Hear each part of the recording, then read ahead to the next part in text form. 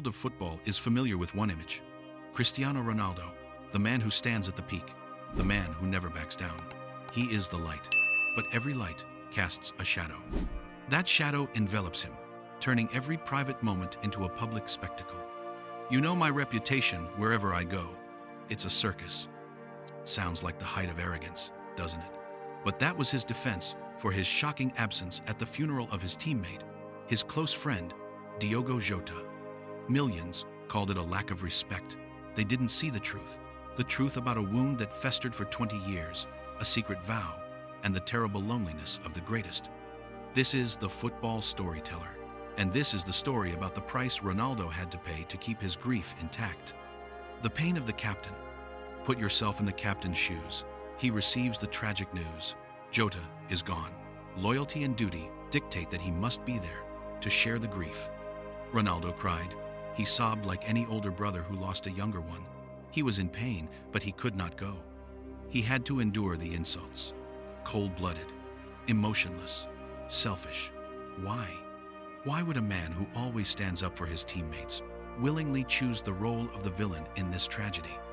The answer lies in two insurmountable obstacles, two reasons only the most solitary person could understand. Reason number one, the unhealed wound. In 2005, Ronaldo's father, Diniz, passed away. That was the biggest regret of his life, as he couldn't be with his father in his final moments. In that pain, Ronaldo swore to himself, "I will never go to a cemetery again." This is a vow born from an extreme fear of loss.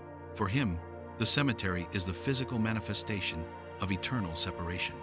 His non-attendance at Jota's funeral was not a lack of respect for Jota, but a self-defense mechanism to avoid confronting the traumatic memory of his father.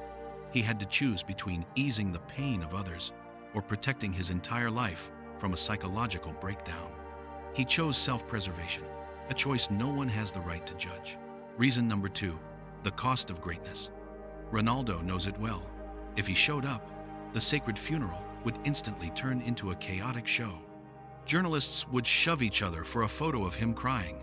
Cameras would point directly at him, making him the center of attention, robbing Diogo Jota of his dignity. Ronaldo had to make a cruel sacrifice, sacrificing his own public honor, accepting the criticism of being heartless, in exchange for absolute peace for Jota's family.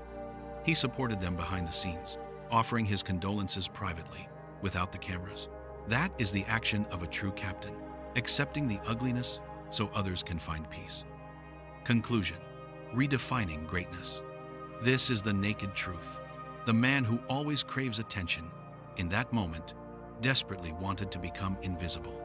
He was denied the right to mourn with his teammates. He was denied the right to express grief like an ordinary man. He had to stand aside, isolated in his own glory, only to be turned on by everyone. This incident is not proof of selfishness. It is proof of how much greatness can strip away our humanity. Final thoughts.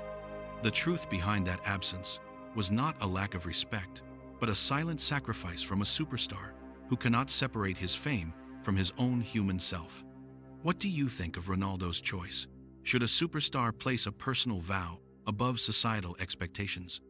Share your opinions below. Don't forget to subscribe to The Football Storyteller.